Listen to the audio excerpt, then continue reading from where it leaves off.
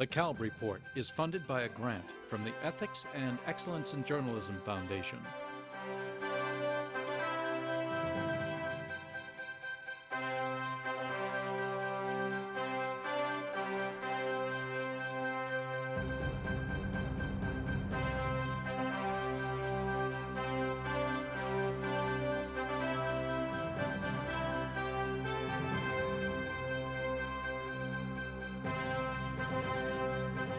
From the National Press Club in Washington, D.C., this is the Kalb Report with Marvin Kalb.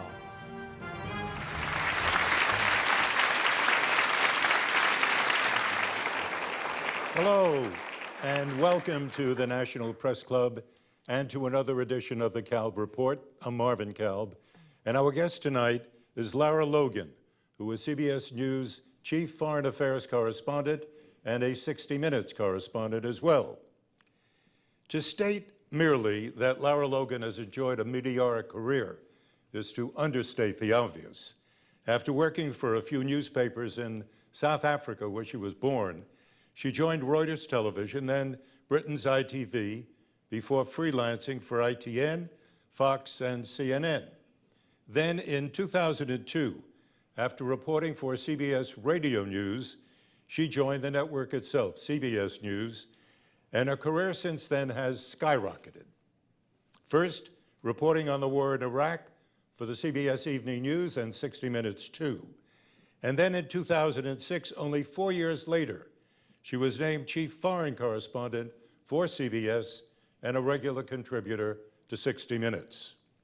During the Egyptian Revolution in early 2011, she was brutally assaulted and beaten while covering this tumultuous story, but she bounced right back, and along the way winning many prizes and the admiration and respect of her colleagues.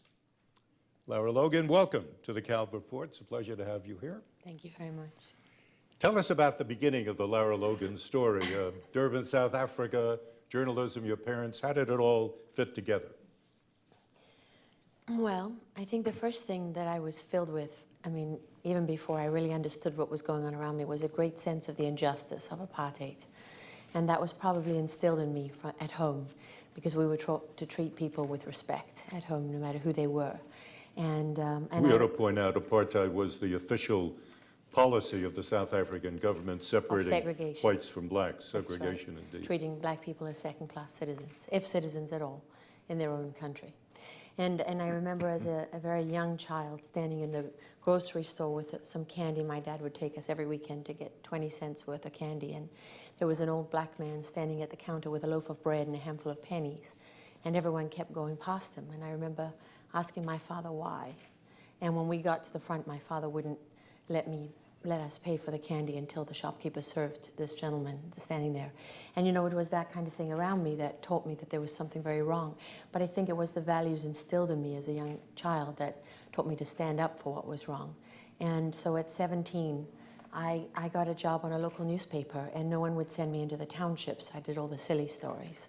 And so I used to go in with the photographers. I asked the photographers to take me with them at night or in the daytime or at the weekends.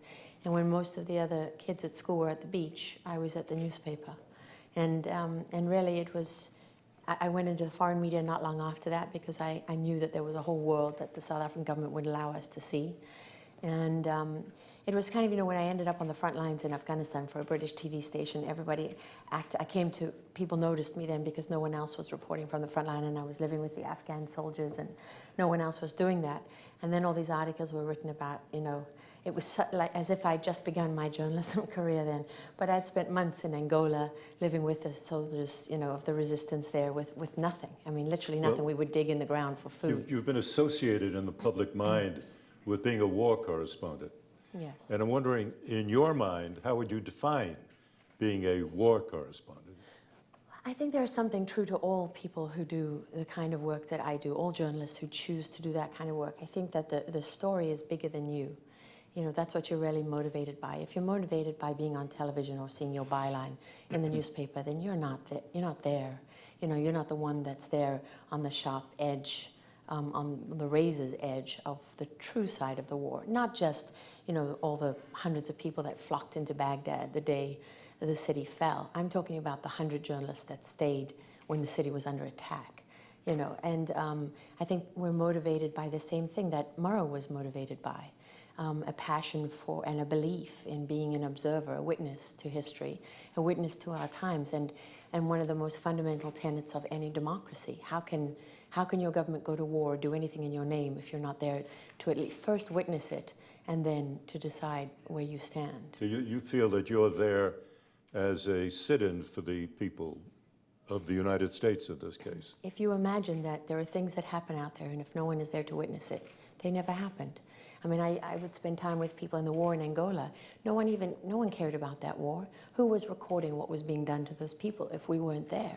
I mean, where Reuters would go in once every few months to Angola, that would be the only time anyone ever reported on the Angolan war. And people were being tortured and massacred and slaughtered. And, most people don't care about what happens in Angola, but I cared. I never did it because that was the thing that was going to make me famous. I did it because I believed in it. Was there ever in your mind a role model that you looked up to as a war correspondent? There were so many people that I respected, but I never wanted to be somebody else. I always wanted to be my own person. And I didn't grow up within, I didn't grow up in the arms of the American media. I respected what Christiane Amanpour did for CNN in Beijing, in Tiananmen Square. When the first Gulf War happened, I knew that was where I wanted to be. But I think the people that I really respected most were the ones in the trenches with me, who taught me everything that I know.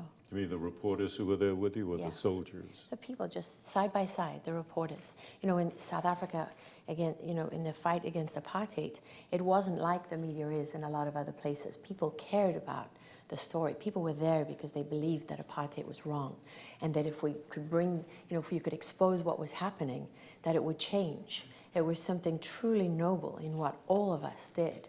And great correspondents, great journalists, great cameramen from all over the world would come there to work. That's who taught me my craft. Even down to, the young black guy who didn't even have an education or a license, but could find a way to get your tape in and out of that township and get that out, and would risk everything. We would hide tapes in our mattresses and hide from the secret police. There was a bond of something great and something noble that we were doing, and we all believed in it. As the chief foreign affairs correspondent for CBS, you will, of course, and you have been called upon to cover stories that not only mean war, but summitry or diplomacy or State Department gobbledygook. That's a good word for it. How do you see otherwise known as politics. How do you see that yourself? Do you find yourself more comfortable doing the war than the summit? Yes, without question, and more invested in it. It requires more of you. It asks more of you. It asks you to find out who you are, and it asks you what's truly important. I would give up a toilet and a hot meal and a bed any day for a story that's real. I can't stand to dabble in things that are not real. They don't mean anything. I mean, politics is critically important, but it doesn't burn that fire in you the way it does to be out there in the most impossible situation, doing something that is truly the difference between life and death. But couldn't it be argued that the president of this country and the president of that, sitting there making a decision about war and peace, are doing something that's quite a burning issue as well? Sure. Oh, absolutely. There's no question about that. It just doesn't burn in me the same way. It's painfully boring sometimes. I see. Okay. And I can't stand interviewing people who lie to you all the time or wrap what they have to say in so much diplomatic speak that, you spend hours just trying to work out what the hell they just told you. I see. I prefer people that are straight talking. I mean... Do you think the military people, when they talk to you, are straight talkers? Not always, but I've become very adept at sorting out the talking points from what's real. And over the years, I've acquired a reputation for having some depth of knowledge, so they're a little more nervous about, serving me up a plate of, Yes. This is recorded, Yeah, right? no, I understand. Let's talk. And also I have to be quite honest with you. I mean, when you're dealing with those kind of people, they sort of don't really mind when you call them out on it, They kind of expect it. But when you call a politician out on it, they don't appreciate it the same way. No, they don't. Let's talk a little bit about embedded journalism. and you yourself have been embedded with American forces any number of times, and you've spoken about, quote, the unwritten rules of embedded journalism. Of all journalism, really. To be honest with you, I don't think that applies just to embedded journalism. Well, I'm just quoting you. Yeah, because it was that context, but I'm expanding my quote. Okay, well, let me go back to the quote. Okay. But you've embedded many times. I'd like to ask you what you think are those unwritten rules of embedded journalism. I think they're the same rules that apply to anything. They're rules of integrity. That's really what I'm talking about. Okay. If you are a crime reporter, if you're a justice reporter, I mean, there's a certain amount of trust that develops in any of those situations. If a lawyer or a policeman says to you, "Can you not report on this right now because you're really going to jeopardize this case?" I mean, very often reporters make those judgment calls, and I think that what I meant when I was talking about that is, I think that, when I spend weeks on end with soldiers, when they're talking about, very personal things, I don't think they think that I'm going to go and put that in the media. I think there's a bond of trust that develops with you over time where there are certain things that are understood. And I don't mean that in a sense that you ever compromise your journalistic integrity. I really and truly don't. But if I give my word that I'm not going to report something, or if I give my word that this is the reason that I'm here, I need a very compelling reason to shift that. I think your word is your bond. And the story's never been more important to me than who I am. I have to be able to live with myself before anything else. I have never encountered a story that was more important than my integrity. There is a blogger who referred to you as the Pentagon's favorite journalist, and I don't think he meant it as a compliment. I don't think he did, no. But why do you think he said it? I think he probably said it because when General Stanley McChrystal was relieved after the Rolling Stone magazine article, I came out and said, something stinks here, I don't get it. I didn't fall into line with everybody else and say, oh, this is horrendous. And that's partly because I know the man that Stanley McChrystal is. I've never met him. I didn't have anything invested in saying what I said, but I know when something feels wrong, and it felt wrong. Mm-hmm. I don't believe that that was a true report. I don't believe that it was truly accurate of the situation. I don't think what was described was presented in the right context, and it didn't add up. Michael Hastings said, I emailed them and they just invited me to Paris to come into these pubs and see them in the most, open situation. And I think if General Stanley McChrystal has you at an event in which is his wedding anniversary, where he hasn't seen his wife for something on a year, that's an incredibly personal environment, and I'm quite sure, there was never any mention that Stanley McChrystal was drinking, but the impression that you were left with, if you read the article, was that it was, it was a free-for-all. It was a free-for-all, a big drinking party. So I think there was a distinct, I think there was something dishonest about that article, and I'll say it again and again, and I don't care what the blogs say, I don't care what Rolling Stone magazine says, and if we weren't on television, I'd tell them what they could go do with themselves. I think we get the spirit of that. I just like to be very clear. I gather from what you've said in the past that you think journalists ought to share their personal opinions with the public. Hang on. Okay. 2009, you're quoted as saying, every true journalist at heart wants to change the world. I think it's game playing to say, oh, reporters shouldn't give their informed opinions. That's been a function of journalism forever. Now, I could argue that point with you, but I don't think I'll do that now. But do you give your opinions in news reporting? I think what you're talking about was in reaction to, I was on an internet show, and I was asked for my opinion and analysis. I wasn't reporting. I was there as a guest to offer my opinion. And so what I was trying to say, when I said that journalists have always given their opinion, I was talking about the editorial pages of a newspaper.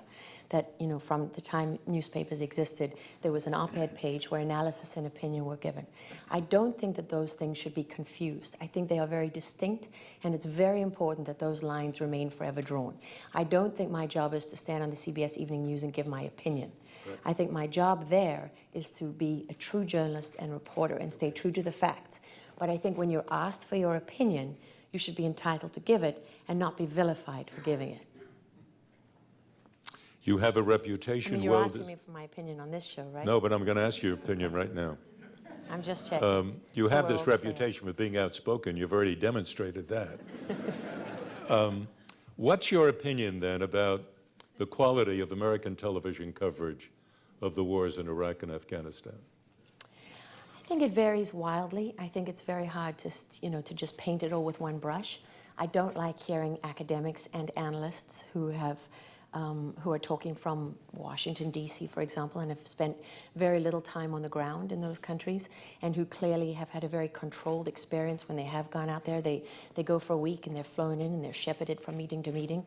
I don't think that if you haven't had time to taste the dirt of Afghanistan with Afghan people, if you haven't had time to bleed in that dirt, and by bleed I don't mean literally, I don't think that you can ever have a true understanding. So for me, I don't like shows when I listen to a bunch of academics with access to the White House debating policy, because usually I don't think they know what they're talking about most of the time.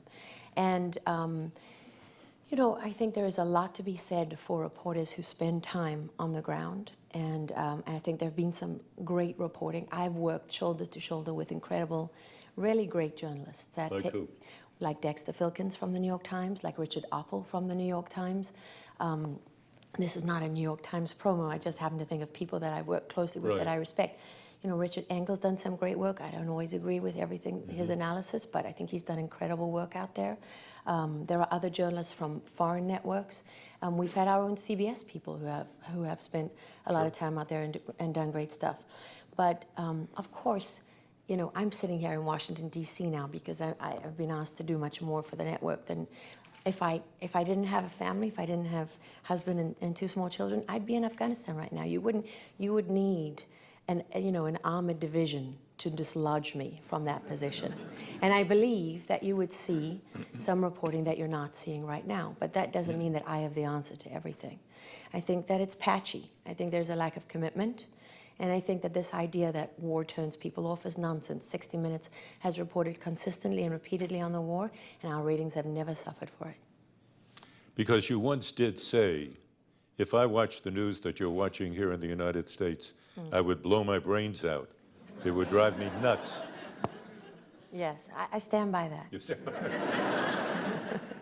Okay, take one step back and go from comments about the media to comments about policy.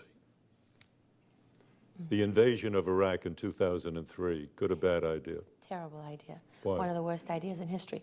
Because it was based on lies, first and foremost. That we never went into Iraq to help the Iraqi people. Let's just be frank about that up front. And but more than that, because it was never set to achieve anything good. I mean, you could argue if you're a Shiite who now is in power and who never had a chance even of a decent life under Saddam Hussein, that something good came from it. But I'm talking about from an American perspective. And when I say an American perspective, I really mean from a Western perspective, because the world has been quick to divide this fight into American and non-American. And I don't believe in that division. I think the division is between Western and non-Western, or, I don't want to put simply a religious name on it. It's for people who believe in the way of life that we believe in, and people who believe in an alternative way of life that goes back centuries to what I call a very dark time. And I think that it's been an abject failure. I think the true depth of the failure of the Iraq invasion has never been honestly and openly talked about. And I think that the lie... What do you think is missing there? Well, we'd like to pretend that General Petraeus came in with a surge and suddenly saved the day. And what he did was he stopped the bloodletting, but not because of the surge. He did it because he made an agreement with the Sunnis that was on the table from the first day of the invasion. That he could have made it earlier. Oh, absolutely. But it wasn't until there was so much blood on the Sunnis' hands that it couldn't be supported politically that we finally had the political will to make that kind of agreement. And what the surge did was prevent all those Sunnis who came forward from being massacred by the Iraqi government and the Iranians, because they wanted them dead, believe me, every single last one of them. And so it was really, and I went on raids like this, it was really the Sunni who was hand in hand with al-Qaeda saying, here's the rat line, here's the weapons, this is the guy you want to shut down. That's what stopped the bloodletting. But in terms of strategy, in terms of national security, in terms of strategic interests, the invasion of Iraq was an abject failure. It empowered Iran to a degree that we've never been honest about, and it did nothing to serve American interests. Not to mention what it You know, I don't want to get into what it inflicted on the Iraqi people because it depends which side of the line you came from in Iraq. There are many Iraqis who benefited from the invasion of Iraq. Let me ask you about Afghanistan, since you've been so blunt about your views on Iraq. I recently, with my daughter, did a book called Honing Legacy, and it's about the effect of the Vietnam War on presidential policy making. And when we talked to people at the U.S. Embassy in Kabul, they told us that American policy right now could be defined as good enough if they could come up with some kind of formula that is politically acceptable to the American people. That's good enough. And what I'm wondering about is did you hear the same kind of thing from embassy people? And do you feel that good enough at this stage of the war is good enough? I think that's an indictment on the U.S. Embassy. I expect nothing more from politicians, quite frankly, and from that embassy in particular. It was headed by Carl Eikenberry. He almost destroyed U.S. policy when he was a general in command there, and he set about systematically destroying what was left of it when he was ambassador. And the fact that they can say, what is good enough? What's good enough for the Afghan people? What's good enough for the American soldier that's out there? I mean, has anyone been to Walter Reed in this room? Has anyone seen what the debris of this war, the human debris, actually looks like? I was shocked the first time I went there because I'm used to being on the battlefield with robust soldiers. I'm used to seeing them wounded and, you know, and leaving in a medevac chopper. And as long as you hear they're going to make it, you sort of breathe a sigh of relief and think it's okay. But it's not even close to okay. And so for me, I don't think that is a policy that's good enough for anybody that's involved in this. If you're not in it to fight, if you don't believe it can be won, and when I say won, people say, oh, what does that mean? And now we don't think it can be won, and everyone's got a different definition of success. What does it mean in Afghanistan? What it means, what were your original aims? Go back to your original aims when you invade. Well, it wasn't an invasion. The Afghans are very quick to point out that they were actually the ones that toppled the Taliban with U.S. help. There were less than several hundred, U.S. personnel on the ground at the time. But the original aim was to defeat al-Qaeda and the Taliban and to ensure that they were never able to threaten the national security interests of the United States ever again. That clearly is not the case. And when you're sitting down and you're avoiding the hypocrisy of not putting the Taliban on the terror list because you want to preserve the right to sit down and negotiate with them, and they'll bring out every academic in Washington that they can find who will tell you that every insurgency in history has been, won through negotiation and settlement. You don't win it on the battlefield. We'll tell that to the Sri Lankans. I believe they just won their insurgency on the battlefield. So, I mean, for me, if you're not, people think when I say this that I'm advocating for war. I'm not advocating for war. I think if you're going to go to war, you better go to war, and you better win. But if you're not, if you're just going to loiter on the battlefield and mess around with one disastrous political strategy after another, then get the hell out, because you have no right to ask people to go and fight in your name, because you're lying to them.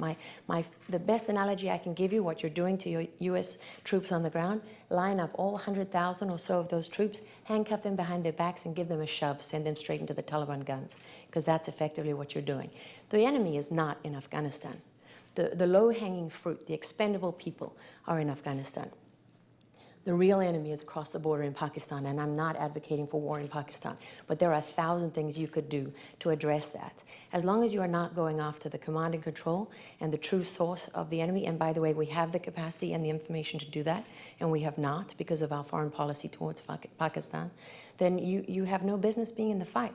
And when people say Karzai is not a strategic partner and he's corrupt, really, so 40 guys will strap on suicide bombs and they'll go and blow themselves up in an attack on a U.S. base because they're pissed off that the government's corrupt? Give me a break. This is not about corruption. This is not about whether Karzai is a reliable strategic partner. That's an excuse. That's all it is. Cut it down to the chase. What do you think is really at the heart of the American effort now in Afghanistan? Get the hell out. That's all we care about. It's costing too much. We don't want to pay for it. We don't think the Afghans are worth a fight. It's their problem, and we want to get out of here. And at this particular point, if the U.S. were to work out a way of getting out without having accomplished its original purpose, then it sounds to me that you think it's been a waste. Yeah, it has. It's been a waste. I mean, you have the locations. The Quetta Shura runs the Afghan war from the city of Quetta inside But to go Pakistan. in there, you're You don't crossing have a to- national border. You don't have to go in there. There's plenty of ways. If you've got their phone numbers, as I know we have had for years, you don't need to go across the border. What do you do? You take them out the same way you took out al-Laki and Nek Mohammed and all the others that have been killed that way. Well, And you do it, you target not just the Quetta Shura, you target the Miram Shah Shura, the Peshawar Shura, the Haqqani network. You take 24 to 48 hours out of your day where you target all the people who you know where you are, and you send a message to the Pakistanis that putting American bodies in Arlington Cemetery is not an acceptable form of foreign policy. okay. Let's take a brief moment now for what I think is called station identification, to tell our radio, television, and webcast viewers and audiences that this is the Kalb Report. I'm Marvin Kalb, and I'm talking with Lara Logan, CBS News Chief Foreign Affairs Correspondent. Lara, let me raise what is probably a difficult subject for you. Early on in the Egyptian revolution in Tahrir Square, you were sexually assaulted and beaten, and for a time you couldn't do your job. You're now back full-time, and I'm wondering whether that experience has affected you as a journalist. And I have in mind a comment that you made to Scott Pelley in an interview at 60 Minutes. You said, quote, "I have a fear now in me that I've never had before. I don't want to let it stop me, but it's going to be difficult." Explain that. I think that all of us, you have this, you carry with you this idea that it's not going to be me. I know this could happen, but you don't really believe it's going to be you.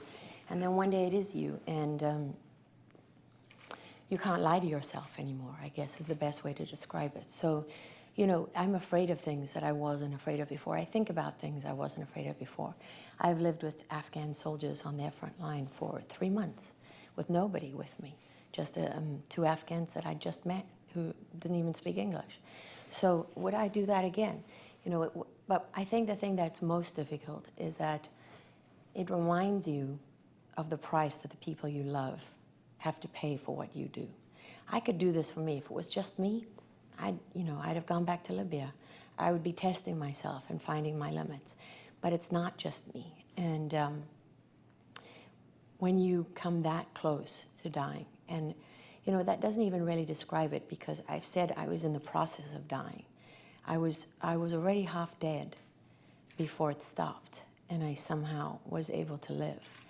And so I look at my children now, and I look at my husband, and I think, how could I do that to them? So the journalism is the same. You believe in the same things. I believe in the work as much as I ever have. But I'm conscious of how selfish that decision is. And I'm conscious of the price that the people I love pay. And that makes you afraid. And I don't know that being afraid enables you to do the things that I've done. I mean, I just went back to Afghanistan, so it's not like I'm chained to the desk. Of course. I was still a little puzzled, though, because a couple of days before you actually went back and faced that awful experience, I believe a few days before, you were on the Charlie Rose program. Mm. And one of the things that you told Charlie was that you felt that you and your crew were targeted, and you didn't feel that we were not safe, you said. That was when I was arrested in Egypt the week before. Right. And my point here is, so feeling that you were targeted, having been arrested, but you still went back. Yes. So what is it about Lara Logan that can face something that is obvious and says, "Hey, Lara, amber light, let's slow down," but you went back anyway? Well, because, journalists are anarchists at heart, and we don't like to be told what to do, even if it is by the Egyptian government and the Mukhabarat. If they're going to throw you into prison and intimidate you, my producer is, he looks like he works for the State Department every day. It drives us all crazy, because we can be in the deserts of Darfur, and he still looks, like he just rolled out of Washington. But he said we were sitting in this room in this secret, not really secret, but intelligence facility prison in Egypt, and I was on a drip because I had been very, very sick. I think I started vomiting before the interrogation began. I don't think the Egyptians really knew. I think they're used to making people vomit and not starting out the interrogation with that kind of behavior. And eventually, you know, they put a drip, they just stuck a needle in my arm and threw a bag on a table and left me in a filthy, filthy room. And when I woke up, finally, my producer and my cameraman were with me, and, you know, my cameraman was ready to get out of there. His grandmother was Jewish, and they had worked that out, and they had made him sign a confession. But my producer was like, screw these guys, right? I'm not going to the airport. I feel like who are they to tell me what to do? And then, you know, that's that kind of feeling. You don't want to be stupid about it. But this was a major story. I mean, we're talking about one of the most fundamental shifts in the strategic map of the world that we've ever seen in our lifetimes. And so there's part of you that is, as a journalist, Sure. that thinks you need to be there to witness it. Sure. And my husband and I talked about it, and we took that decision together. You know, I didn't make that decision on my own, and I had to say, and I had to mean it, if you tell me no, if you ask me not to go, I won't. And he didn't. Women reporters have, I've been told many times, suffered many different forms of sexual violence, and yet they don't want to talk about it. So why don't they want to talk about it? Explain that to me.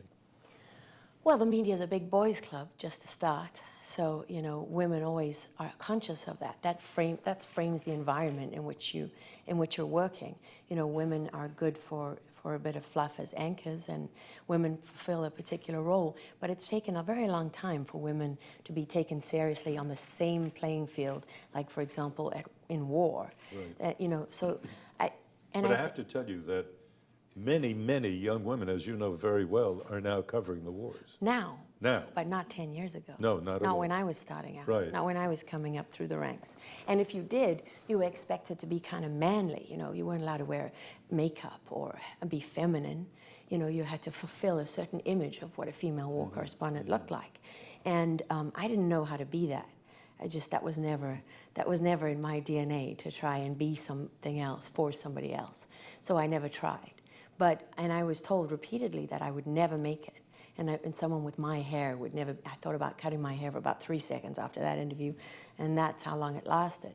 But I think that it's not just hard for women to speak about it. It's harder for men to speak about it than it is for women to speak about it, because it's not just women who are raped in horrible prisons around the world. It's men too.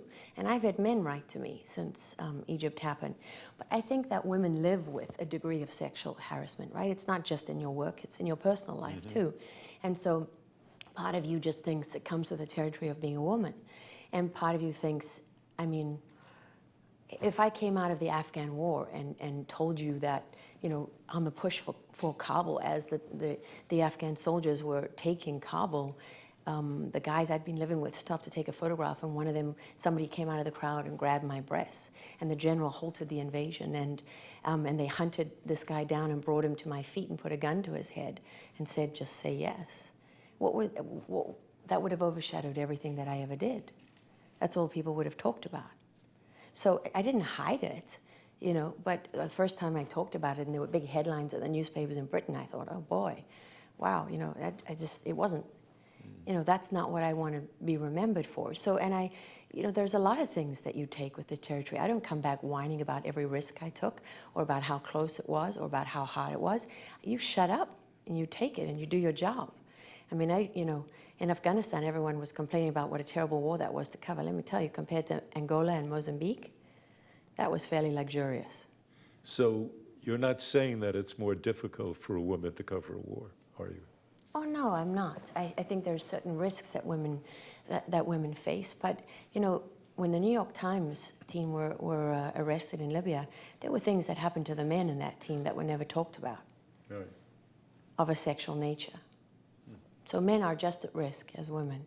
You know, in preparing for this interview, I read a lot about you and a lot of things that you've said and what people have said about you. And I come away with the impression that a lot of people seem more fascinated by your personal life. What kind of person is Lara Logan? Than about your professional accomplishments, which are so obvious. So why do you think that's the case? I don't know. I think they think a photograph of me can sell a newspaper, apparently. I've been told that. So, you know, I don't really have a good answer to that question. I mean, one thing that I will say, though, is I had no idea until Egypt happened that there were so many of my colleagues that were interested in the work that I do and respected it. And because you get so used to covering your back in this business and waiting for the next knife that you forget about that aspect of it. And people, as my mother-in-law said, people don't usually say those nice things about you until you're dead. She said, you're kind of lucky, and, you know, and I thought, really? It's funny, not feeling so lucky right now. But you said something now a minute ago. Do you think that the industry now is loaded up with people who go for your back, who want to do you harm? I mean, do you live in that kind of environment? Not more so than a lot of journalists. I mean, I think that's part of the nature of the industry, right? Didn't Rue Knowledge write a book about how he would foster competition and set his producers and correspondents and people against each other, that he thought that brought out, you know, the best in them? I mean, I think there's lots of people who are subjected to it. I'm not unique. Let's talk about foreign reporting for a few minutes.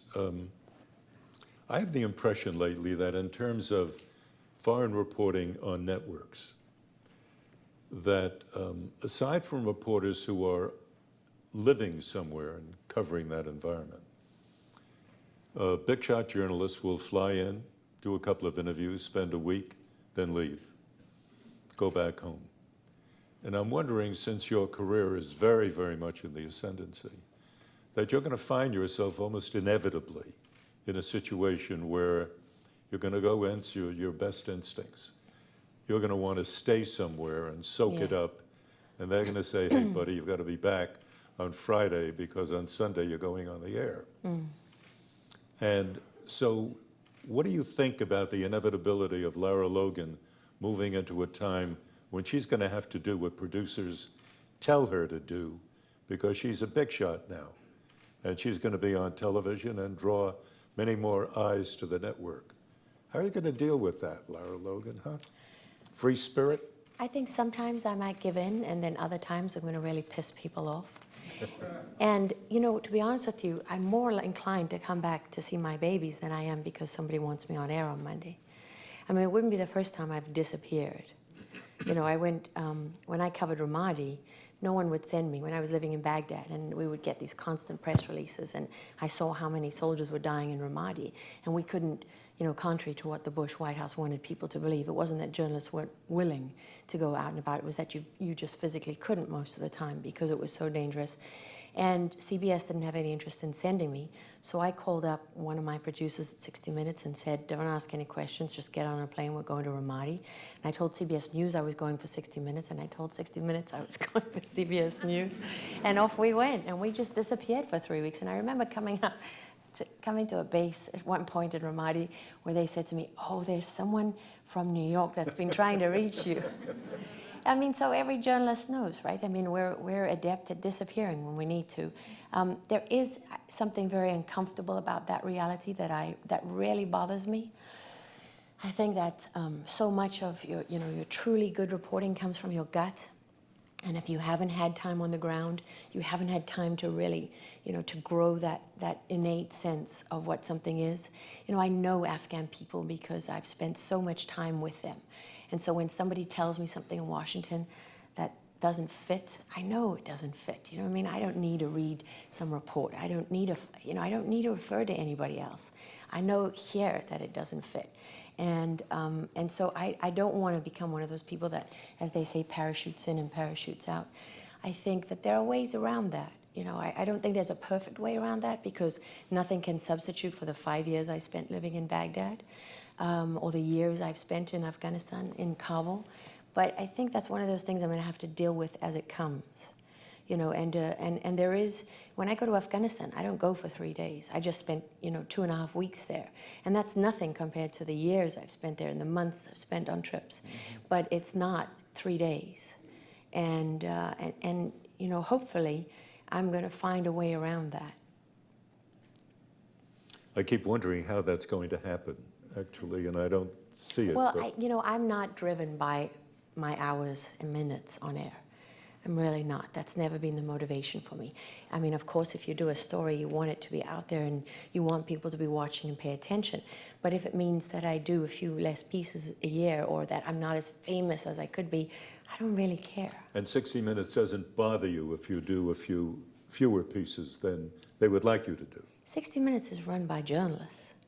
Right. It's not run by corporate executives or business people or anything else. It's run by journalists. Jeff Fager But it still has to is make a money. journalist just like me. Yeah, it does. But, you know, Jeff understands. He knows what's important. And if I say to him, I got to spend 3 weeks in Afghanistan because it's really important, then he says, fine, make it work. I mean, he doesn't say, okay, sure, we'll make it work for you. You know, he says, make it work. If that's what you want, if that's the decision you're going to make it work. And then God help you, you better make it work or you ain't going to have a job. How do you prepare for a story for 60 Minutes?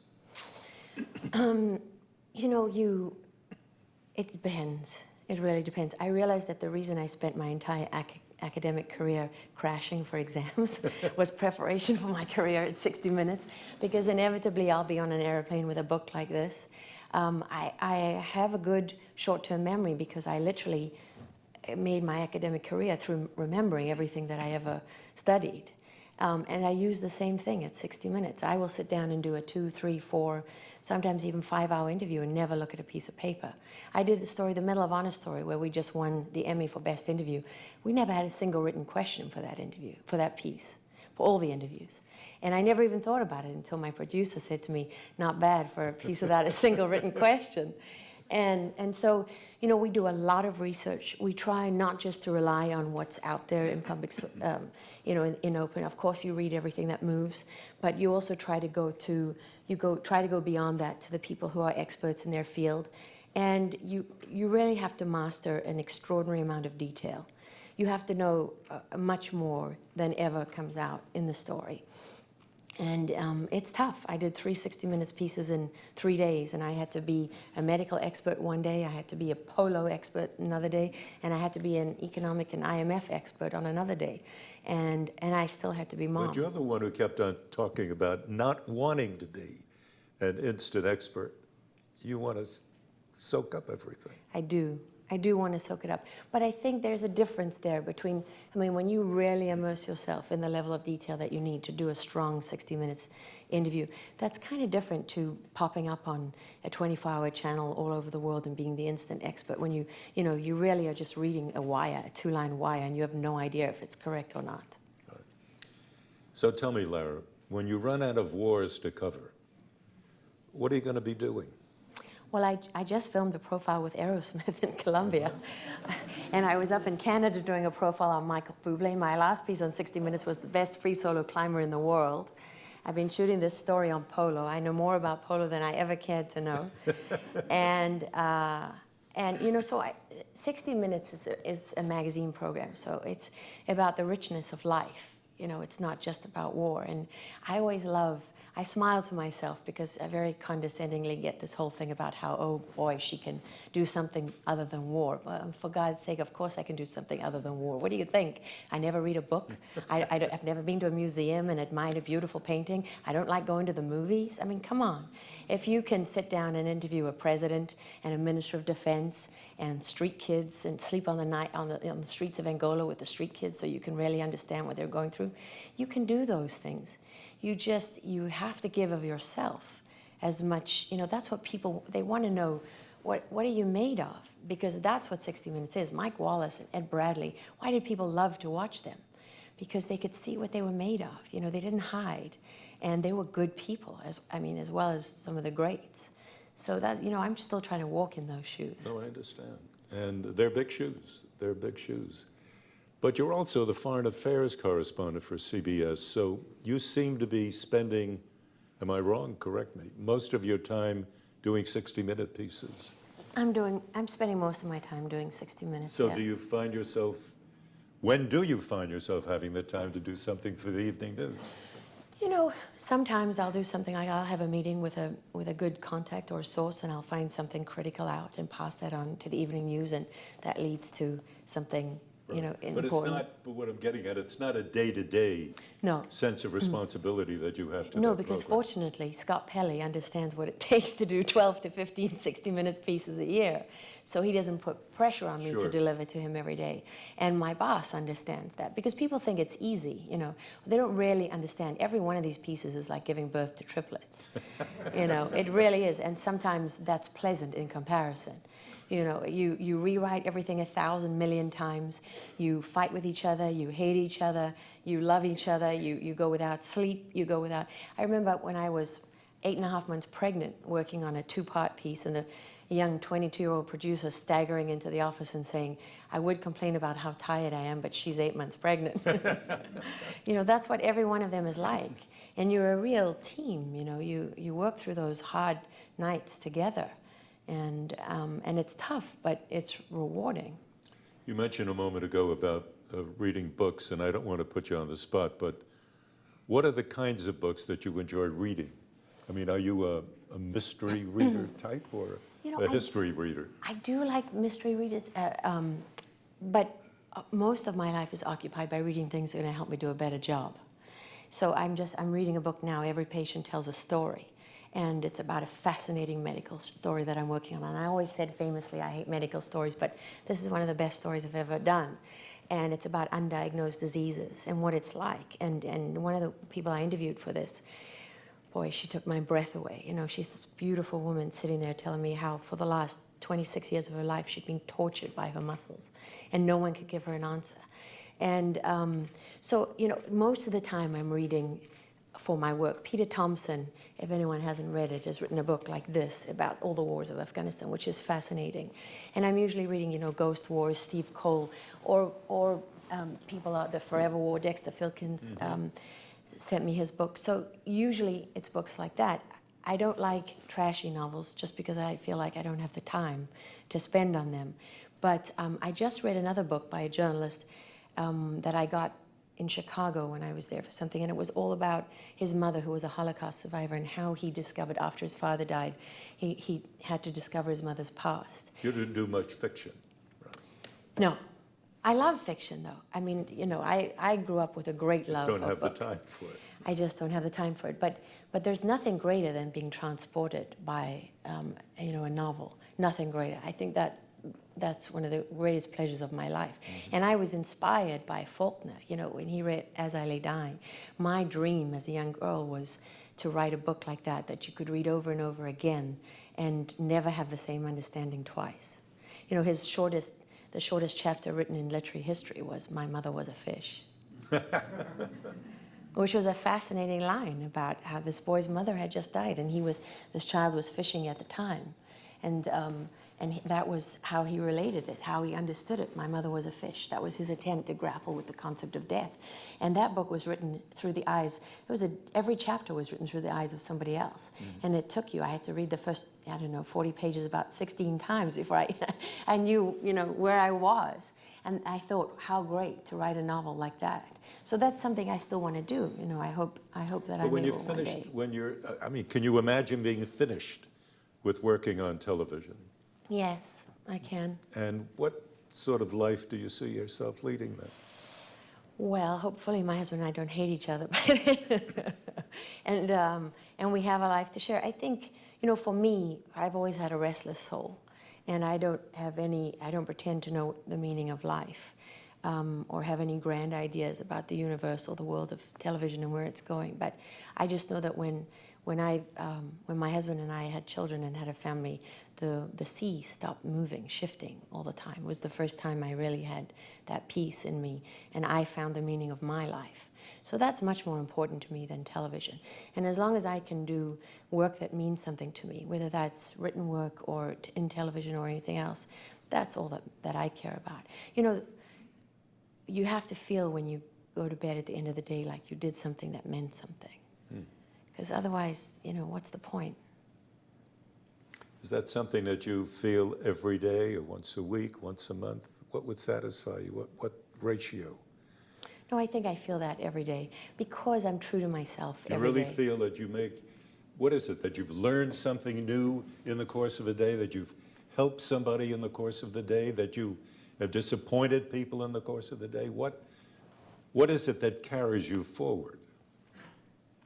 I think what really carries me forward is that I'm always trying to do better. You know, the thing about journalism is that I could work, and I very frequently did work from 7 in the morning until 2, 3, 4, 5 in the morning. And day after day after day, Christmas, Easter, birthdays, whatever it was. And I didn't do it for the promotion. I didn't do it for the company. I didn't do it for anyone but myself.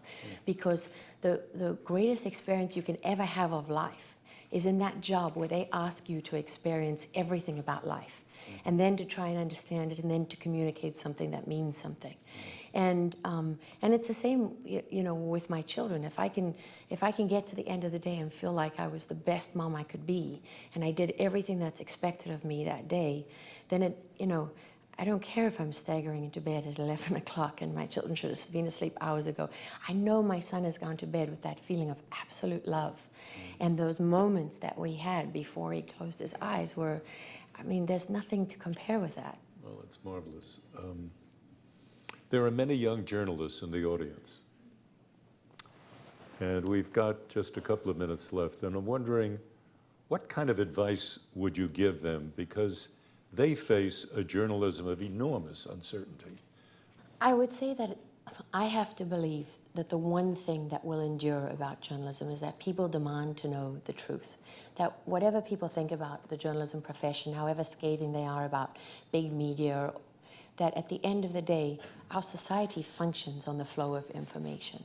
And so if you believe in that, if you believe in the First Amendment, if you believe in what you're doing, then I wouldn't worry too much about where it's going. Find your niche and give everything you have to that. Don't expect somebody to do it for you. Don't say, I'm not going to do this or I'm not going to do that. You have to be prepared to do everything. I did sound, I did camera work, I drove cars, I did satellites, I did editing, I did everything. And that's why I have this certainty. I know what I believe in. I know who I am. I didn't get that from the 3 letters of a corporation. You know, there's no greater honor in my life than being able to work for 60 Minutes. But 60 Minutes doesn't define my work. You know, I try to live up to a standard of journalism there, but it doesn't make me who I am. I'm going to be who I am with or without whatever job it is that I have. And I think that's very important. Don't take yourself too seriously. Don't start thinking that, you know, the moment I start thinking I'm as important as 60 Minutes, come on, come on. The worst journalists are the ones who think that they matter more than the story, or that they're somehow, you know, I have no illusions about my place in the world. No illusions whatsoever. If I can, you know, for me, what's an achievement is if it's a woman in the middle of the bush in Africa and I've told her story and nobody watches it, you know, of course, what have I really changed and affected? But there's a record of history that now exists, and that's what I'm doing it for. Don't take no for an answer. Don't listen to the people who tell you that you've got to do it this way or you've got to do it that way or you can't do it this way. You can only do it on your own merits. And the harder you work, and the more you understand about what you're doing, people can't take that away from you. They can't make me insecure when they write stories about, oh, she just got here because of her looks or whatever else. When they say that kind of thing, you know, publicly or behind your back, they can't make me insecure because I know it didn't come from there. I know nobody did me any favors. I know nobody took me under the wing and said, here, let me make this easy for you. You know what I mean? I don't have any aversion to slogging my guts out. Even now, we all do it. 60 Minutes wouldn't make air if we didn't all slug our guts out for every story. And so, you know, people told me that I didn't have the right color skin to be hired by a newspaper in South Africa, so I went to television because they needed more people there. My boss was semi-literate. I mean, he was a cameraman who couldn't make us, you know, he couldn't write a sentence. So I wrote it for him. I worked for nothing. You know, I worked for what they were prepared to pay for me. I interviewed for jobs I'd done for 2 years by that time. I ate humble pie. I never did it for anybody but myself. And you know, one of the presidents of CBS told me once, the hardest thing you're going to have, the biggest problem you'll face in this job is staying true to yourself. And I smiled inwardly because I thought, that's not going to be my hardest problem. My hardest problem is going to be keeping my mouth shut. You know, being who I am is going to be the easy part because I don't know any other way to be. And that's because I know what I believe in. I'm prepared to stand up for that. And I don't want people to think that that's an easy thing. When I say that, my mother said, for God's sake, child, do you have to choose the hard road every single time? And Choose the hard road. Why? Because I could never just shut up and say, yes, Mom, I'll drive carefully and I'm not going to speed. I was the one that said, oh, no, Mom, I'm going to put my foot down and head for the first wall I can find. Of course I'm going to drive carefully. Why would you ask me such a thing? Do you think that I'm that kind of person? You know, because for me it was an injustice that she could think that I would do anything other than, drive carefully, because that was what was expected of me. And I try to do what's expected of me, and I try to do the right thing. And that's not always popular. There were a lot of people who didn't like what I said about coverage of the Iraq War. There were a lot of people who didn't like what I said about Stanley McChrystal. And this isn't about me. It really isn't about me. I don't want opinion to overshadow the work, because the work is really what matters. And, and I just think that people who want to be on television, if you want to be on TV, if that's your aim, don't be a journalist. Don't be a journalist. That's not the right job for you, because you're never going to be the journalist that you think you want to be. Lara, I am really sorry that our time is up, but it is. I want to thank our wonderful audience first for sitting here and enjoying this, I think. And of course, I want to thank you, Lara Logan, for sharing your thoughts and your experiences with us, and for keeping alive the flame of a free and vigorous press as being the best guarantor of a free and vigorous society. But our time's up. I'm Marvin Kalb, and as Ed Murrow used to say, good night and good luck.